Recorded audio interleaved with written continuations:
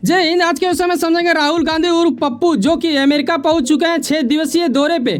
लेकिन मुद्दा समझने वाली और सबसे ज़्यादा जो खून खोल देने वाली बात यह है कि इनके एक प्रोग्राम में वहां देश के प्रति विरोध नाराबाजी किया गया जो कि इनको भी शर्मनाक करा दिया और इनका वहां पे प्रोग्राम भी रोकना पड़ा कुछ देर के लिए। आइए इन विषय के ऊपर चर्चा करेंगे, साथ में यह भी समझेंगे कि इन्होंने मोदी जी को टारगेट करके यह भी बोला कि मोदी जी भगवान के साथ भी भगवान को भी समझा सकते हैं। लेकिन चलो ये समझ में आता है कि इनका ये विरोधी पार्टी वाले हैं तो इनके प्रति ये कुछ भी बोले चलता है, ये दोनों तरफ से चलता है, बीजेपी की तरफ से भी कांग्रेस तरफ से। लेकिन मुद्दा सवाल खड़ा ये हो जाता है कि जब ये कहीं जाते हैं दूसरे देश तो वहाँ ऐसा कैसे हो जाता है कि देश के प्रति विरोध नारा लग जाता है, वो भी किन्हीं दूसरे के वजह से। तो आइए इन विषय के ऊपर गंभीरतापूर्वक समझेंगे क्योंकि ये मायने रखता है कि हमारे देश के प्रति कोई दूसरे देश में जाके विरोध बोले और विरोध ही सुने और फिर बर्दाश्त कर ले, ये काफ़ी हिला देने वाली बात है। आपको पता है कि ये अब एक आम आदमी बन चुके हैं, ये सांसद अब रहे नहीं और इन्हें करीबन 2 घंटा वेट करना पड़ा, लाइन में लगना पड़ा, तब जाके ये कुछ इस प्रकार जा सके। ठीक है, और यहाँ ये चीज़ को ये भी मानते हैं कि ये अब वो सांसद रहे नहीं क्योंकि मानहानि के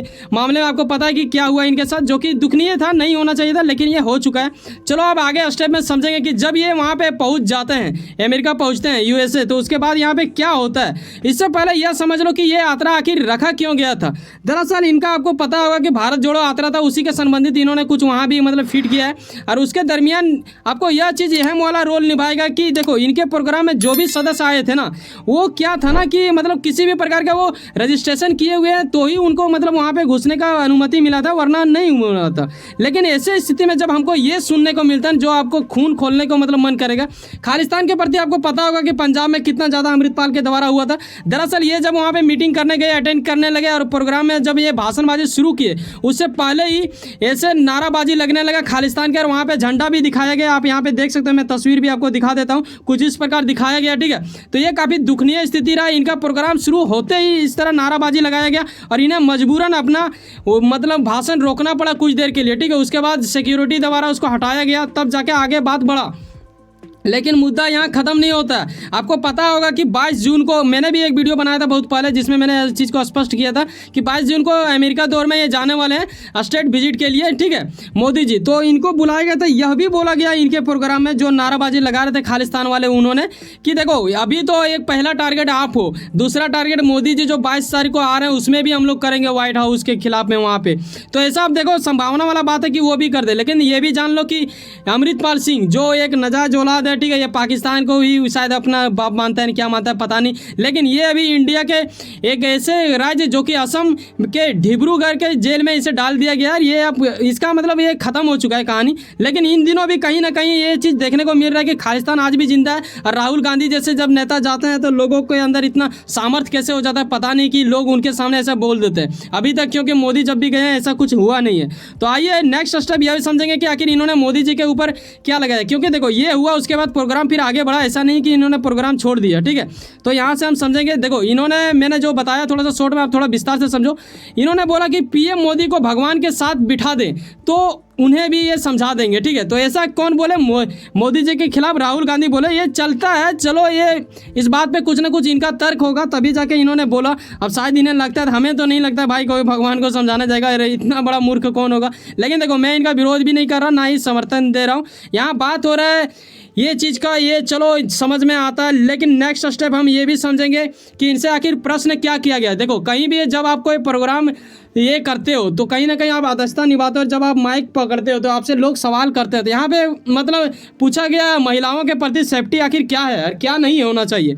तो इस विषय में इन्होंने बहुत अच्छा जवाब दिया, ये एक उचित जवाब रहा, ये अच्छा है। इन्होंने कहा कि देखो महिला के लिए कुछ ना कुछ करना चाहिए, ऐसा नहीं है कि हम लोग नहीं करना चाहते हैं, लेकिन हमारा सरकार करना चाहता है, लेकिन अभी वो सत्ता में नहीं है। इन दिनों यह भी इन्होंने बोला कि उन्हें हर जगह पे मतलब देना चाहिए हिस्सेदारी, जैसे कि मतलब नेता भी उन्हें बनना चाहिए, अपना जो बिजनेस होता है उसमें भी देना चाहिए। लेकिन यकीनन देखा जाता है कि अभी तक भी मतलब महिलाओं को उतना नहीं दिया गया, तो कहीं ना कहीं ये पीछे रहा।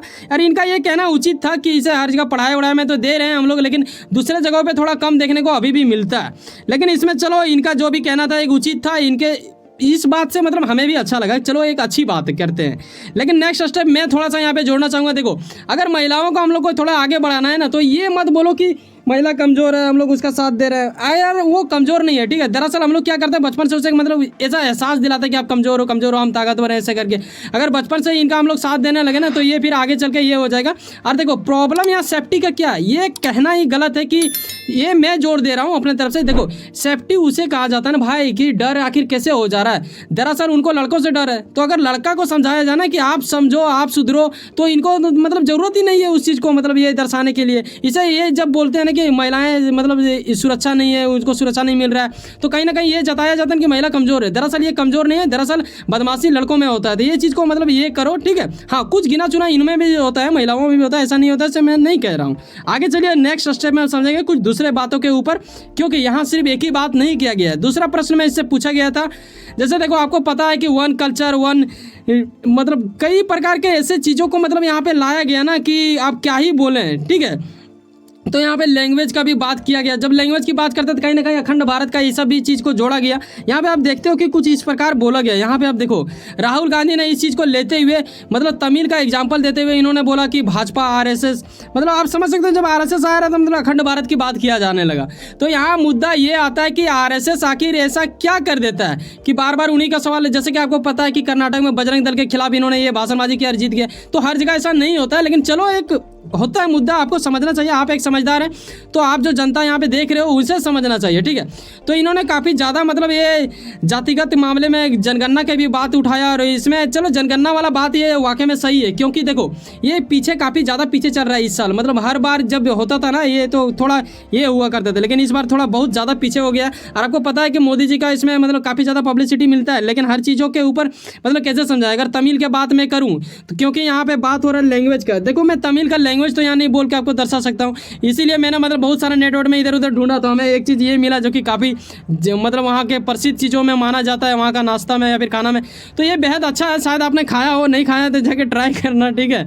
तो इस वजह से मैं समझा रहा हूँ, दरअसल मैं तमिल को दर्शा रहा हूँ। तमिल का लैंग्वेज इनका मोदी जी के खिलाफ तो आरएसएस का बोला ही, लेकिन इन्होंने यह बोला कि जब लैंग्वेज के बारे में इनसे प्रश्न किया गया तो कि देखो जो भी राज्य है ना, मतलब इंडिया में कई प्रकार के राज्य हैं और कई राज्य में कई प्रकार के भाषा बोले जाता है। ये सही मतलब हमको भी लग रहा है थोड़ा बहुत सही, क्योंकि देखो अब तमिल के लिए इनके द्वारा बोलना था कि तमिल के लिए उनका भाषा जो है उनका ही कल्चर है, ठीक है। भाषा को भी ये कल्चर का नाम दे रहे हैं और वो मतलब आगे है, उनसे आगे महत्व रखता है, ये चीज़ ये दर्शा रहे थे। तो ये यहाँ मुद्दा ये भी आ रहा है कि आपको पता है कि मैंने बताया आपको कि ये जो गए हैं वहाँ पे ये भारत जोड़ो यात्रा के तहत गए थे, तो इन्होंने कुछ उसका भी जिक्र किया कि जब मैंने शुरू किया था तो कुछ इस प्रकार मतलब लगा था कि नहीं कर पाएंगे ऐसा करके, फिर आगे चल के इन्होंने कर दिया। और इनका मतलब एक आरोप ये भी था कि बीजेपी के द्वारा मतलब अन्य सरकार के द्वारा, तो आप समझ सकते हो अन्य में कौन आता है, बीजेपी ही आता है डायरेक्टली इनडायरेक्टली।